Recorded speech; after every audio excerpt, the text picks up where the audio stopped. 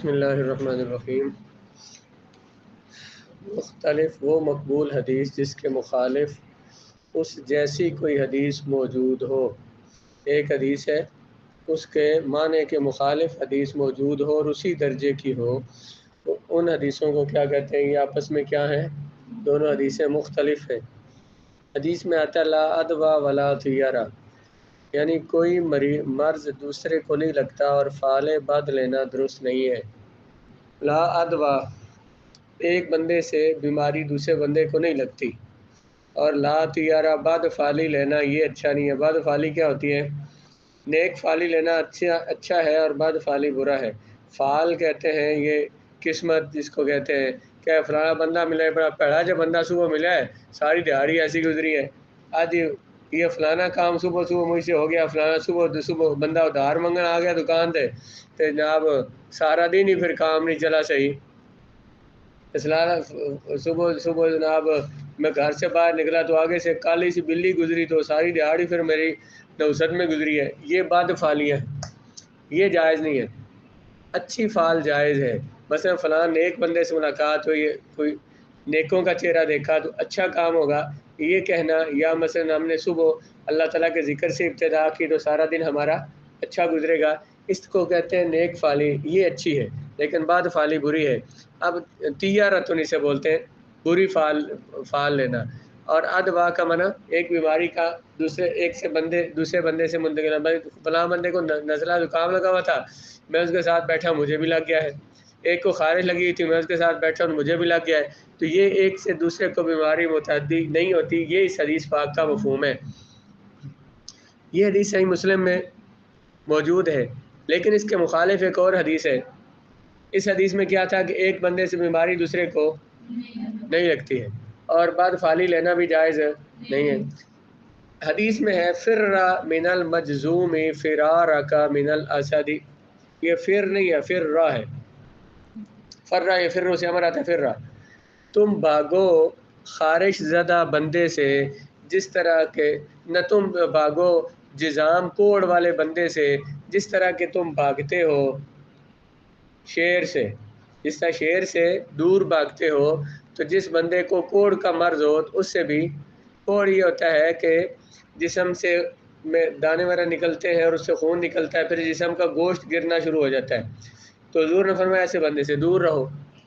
اب یہاں دور رہنے کا، اگر اس پچھلی حدیث کیا کہہ رہی تھی بھلا؟ ایک سے بیماری دوسرے بندے کو نہیں لگتی، اگر ایک سے بیماری دوسرے کو نہیں لگتی تو پھر اس کوڑی بندے سے اس سے دور رہنے کا حکم کیوں دیا جا رہا ہے؟ اس سے دور رہنے کی وجہ یہی ہو سکتی ہے نا کہ اس سے دوسرے کو بیماری لگ سکتی ہے، اس وجہ سے کہا جا رہا ہے کہ اس سے دور رہو۔ اب پہلے حدیث کیا کہہ رہی تھی کہ بیماری ایک سے دوسرے کو، یہاں اس سے دور رہنے کا حکم دیا جا رہا ہے، اس کا مطلب ہے کہ بیماری لگ جاتی ہے، اس حدیث سے یہ سمجھ آتی ہے۔ اب یہ دونوں حدیثیں جو ہیں یہ دونوں صحیح حدیثیں ہیں اور دونوں ایک معنی میں ایک دوسرے کے متعارض ہیں، مخالف ہیں۔ چیچک ایک موذی مرض ہے جس سے اعضاء کمزور ہو کر گرنے لگتے ہیں۔ یہ حدیث امام بخاری سے مروی ہے۔ یہ دونوں احادیث صحیح ہیں لیکن بظاہر متعارض ہیں، کیونکہ پہلی حدیث مرض کے متعدی ہونے کی نفی کرتی ہے۔ متعدی ہونا اپنی جگہ سے تجاوز کر کے کسی دوسری جگہ پہنچ جانا ہے، اس کو تعدی کہتے ہیں، اس کو ظلم بھی کہا جاتا ہے۔ تعدی فعل متعدی بھی اسی کو کہتے ہیں کہ فعل کا معنی فاعل سے تجاوز کر کے مفعول تک پہنچ جائے، فعل کا اثر فاعل سے تجاوز کر کے مفعول تک پہنچ جائے، جس طرح فعل فاعل کو رفع دے رہا ہے تو مفعول کو ساتھ نصب بھی دے، فاعل سے آگے تجاوز کر کے مفعول تک پہنچ جائے۔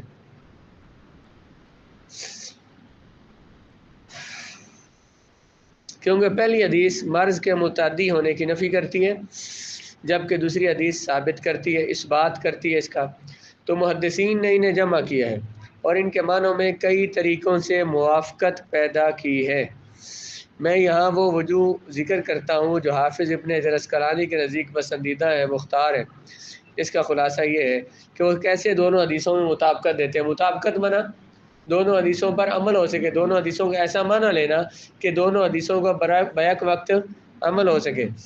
ان دونوں احادیث میں تطبیق کی صورت یہ ہے کہ مرض کے متعدی ہونے کی نفی کی گئی ہے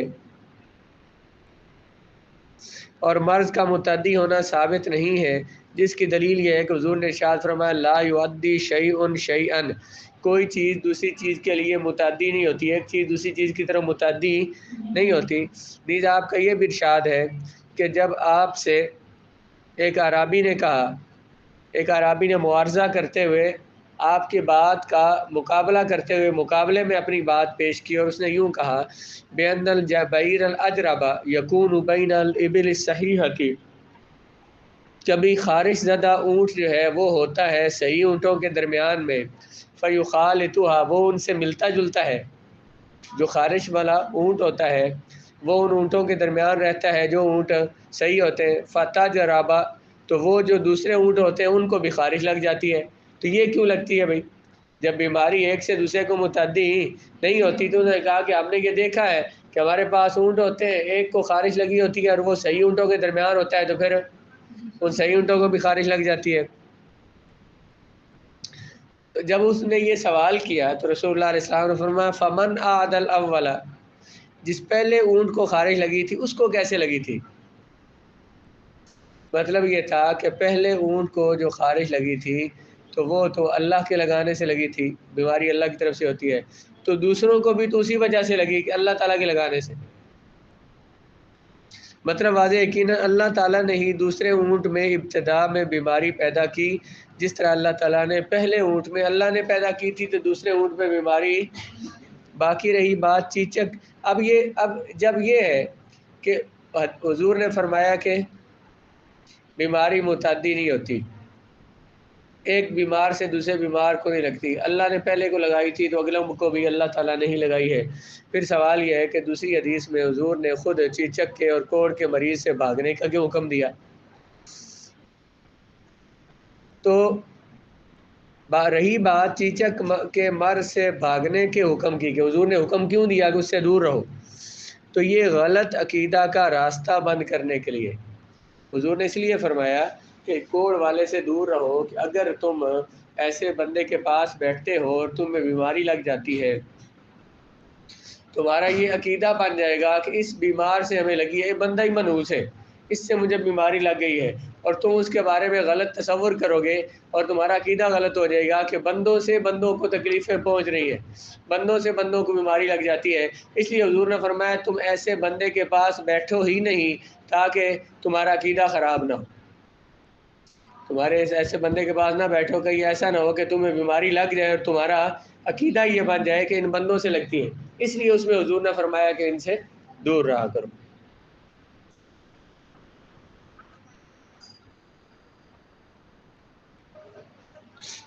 رہی بات چیچک کے مرض سے بھاگنے کے حکم کی کہ حضور نے وہ حکم کیوں دیا ہے، تو یہ غلط عقیدے کا راستہ بند کرنے کے باب سے، یعنی غلط عقیدے کا راستہ بند کرنے کے لیے، تاکہ ایسا نہ ہو کہ کوئی شخص اس چیچک کے مریض کے پاس رہتا ہے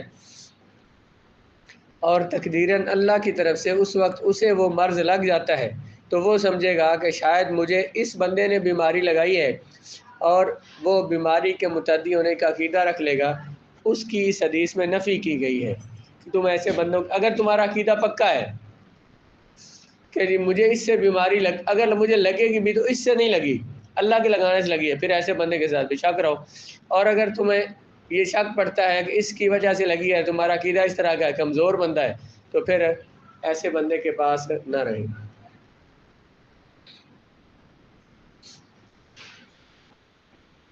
جب وہ بیماری کے متعدی ہونے کا عقیدہ رکھ لے گا جس کی نفی کی گئی ہے، اور وہ گناہوں میں واقع ہو جائے گا، اس لیے ایسے عقیدہ کے اجتناب کے طور پر اسے مجزوم سے پرہیز کرنے کا حکم ملا ہے، جس سے سبب وہ گناہ میں پڑ سکتا ہے۔ حدیث سمجھ آ گئی؟ جو آپس میں متعارض ہے، یہ جو پہلے بھی آپ کو بتایا تھا کہ شارحین حدیث جو ہے، جو حدیث کی شرح کرتے ہیں، وہ حدیث کے معنی بیان کرتے ہیں کہ حدیثیں آپ کو لگتی ہے کہ متعارض ہیں، لیکن یہ متعارض مخالف نہیں ہے، ان حدیثوں کے مختلف معنی ہیں۔ ہم نے پہلی کوشش یہ کرنی ہوتی ہے کہ رسول اللہ علیہ الصلوۃ والسلام کے دو ارشادات جب ہمیں یوں لگے کہ ایک دوسرے کے مخالف ہیں، تو ہم ان کا ایسا معنی مراد لیں دونوں کا ان کے معنی میں ایسی تعویل کریں کہ جس سے دونوں حدیثوں پر عمل کرنا ممکن ہو۔ اگر کوئی صورت ایسی نہ نکلتی ہو کہ دونوں حدیثوں پر عمل کرنا ممکن ہو، اب جو پہلے کی حدیث ہوگی پہلے زمانے کی اسے منسوخ کہہ دیں گے، جو بعد والی حدیث ہوگی اس کو ناسخ کہہ دیں گے، منسوخ پر عمل کرنا چھوڑ دیں گے اور ناسخ پر عمل کریں گے۔ باقی ان میں تطبیق کی صورت کیا کیا ہوتی ہے وہ آگے پڑھتے ہیں، وہ جو بھی میں نے بات بیان کی وہ لکھی ہوئی، یا ساتھ ہی پڑھ لیں۔ جس شخص کو دو مقبول متعارض حدیثیں ملے تو وہ کیا کرے؟ ایسے شخص پر مندرجہ ذیل امور واجب ہے جب ان دونوں میں جمع اور تطبیق ممکن ہو۔ اگر دونوں حدیثوں کے درمیان جمع متعین ہو جائے، یعنی دونوں حدیثوں کو جمع کیا جا سکتا ہو، دونوں حدیثوں پر بیک وقت عمل کیا جا سکتا ہو، تو ان دونوں حدیثوں پر عمل کرنا واجب ہوگا۔ کسی بھی وجہ سے اگر تطبیق ممکن، پچھلی بات یہ پوری ہو گئی، اگر دونوں حدیثوں میں تطبیق ممکن ہو تو پھر ان کو دونوں پر عمل کرنا کیا ہوگا؟ واجب ہوگا۔ کسی بھی وجہ سے اگر جمع و تطبیق ممکن نہ ہو، جب دونوں حدیثوں کے درمیان جمع ممکن نہ ہو، تو اس وقت یہ صورتحال ہوگی کہ دونوں میں سے دونوں حدیثوں پر عمل نہیں کیا جا سکتا بیک وقت، تو پھر دونوں میں سے کسی ایک کا ناسخ ہونا ہمیں معلوم ہو جائے، ہمیں یہ پتہ چلے کہ پہلے والی حدیث کون سی اور بعد والی کون سی، ہم ناسخ کو مقدم کریں گے اور اس پر عمل کریں گے اور منسوخ کو چھوڑ دیں گے۔ اگر کسی کے ناسخ ہونے کا ہمیں علم نہ ہو، دونوں حدیثیں متعارض ہیں، دونوں پر عمل بھی نہیں ہو سکتا، اور یہ بھی نہیں پتا کہ بعد والی کون سی اور پہلے والی کون سی ہے، تو پھر اس وقت ان دونوں میں سے ایک کو دوسرے پر ترجیح دینے کے اسباب تلاش کریں گے۔ ہر ایک کو دوسرے پر اسباب ترجیح میں سے کسی سبب سے ترجیح دیں گے۔ ہم ایک حدیث کو دوسری پر ترجیح دیں گے کسی سبب کی وجہ سے۔ ترجیح کے 50 یا اس سے زیادہ اسباب ہیں، وہ آگے بیان ہوں گے، اور خاص طور پر جو دورہ میں کتاب پڑھائی جاتی ہے اس میں تفصیل کے ساتھ کہ کس کس وجہ سے کسی حدیث کو دوسری پر ترجیح دیتے ہیں۔ تو جس کو ترجیح دیتے ہیں اسے کہتے ہیں راجح، اور جس پر ترجیح دیتے ہیں اسے مرجوح، تو مرجوح کو چھوڑ دیں گے اور راجح پر عمل کر لیں گے۔ اگر ایک حدیث کو دوسری پر ترجیح دینا ناممکن ہو، تو ترجیح جو کہ نادر اور قلیل ہے، تو اس وقت کسی حدیث کو دوسری پر ترجیح دینا ناممکن ہو تو اس وقت دونوں پر عمل کرنے سے توقف کیا جائے گا، دونوں حدیثوں پر عمل نہیں کریں گے۔ دو حدیثیں متعارض ہیں، دونوں میں تطبیق بھی نہیں ہو سکتی، دونوں پر عمل بھی نہیں ہو سکتا، ناسخ منسوخ بھی نہیں معلوم ہے، اور دونوں حدیثوں میں مطابقت بھی کی کوئی صورت نہیں ہو سکتی، تطبیق بھی نہیں ہو سکتی، دونوں حدیثوں پر عمل نہیں کریں گے۔ دونوں حدیثوں پر عمل کرنے میں توقف کیا جائے گا یہاں تک کہ ان میں ترجیح کی وجہ معلوم ہو جائے۔ مختلف الحدیث کی اہمیت اور اس میں کامل کون ہے۔ یہ جمع بین الحدیثین، دو حدیثوں کو جمع کرنے کی کوشش کرنا، دونوں حدیثوں پر عمل کرنے کی کوشش کرنا، ان میں مطابقت پیدا کرنے کی کوشش کرنا، علوم حدیث میں یہ اہم ترین علم ہے، کیونکہ تمام علماء محدثین کو اس کی ضرورت رہی ہے۔ اس میں ماہر اور کامل صرف وہ امام ہیں، ائمہ امام کی جمع ہے، صرف وہ ائمہ ہیں جو حدیث اور فقہ کو جمع کیے ہوئے ہیں، جو حدیث اور فقہ دونوں پر کامل دسترس رکھتے ہیں، علم حدیث بھی اور علم فقہ کو بھی جانتے ہیں، دونوں کے ماہر ہیں، تو وہ ان علوم میں مطابقت دے سکتے ہیں۔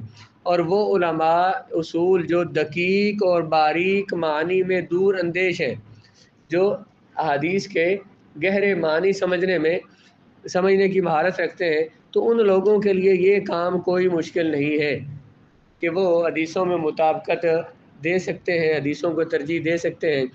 اور متعارض روایات کی تطبیق نے علماء کو مشغول اور مصروف رکھا، اور اسی میں ان کی قابلیت اور دقت نظری اور ترجیح دینے کی خوبیاں نکھر کر سامنے آئی ہیں۔ کہتے ہیں علماء نے سب سے بڑا کام یہ کیا ہے شارحین حدیث نے کہ انہوں نے متعارض روایات میں تطبیق کی کوشش کی ہے۔ کیا کیا انہوں نے؟ کیا ہو گیا ہے؟ شہزادی کو نیند آ گئی ہے؟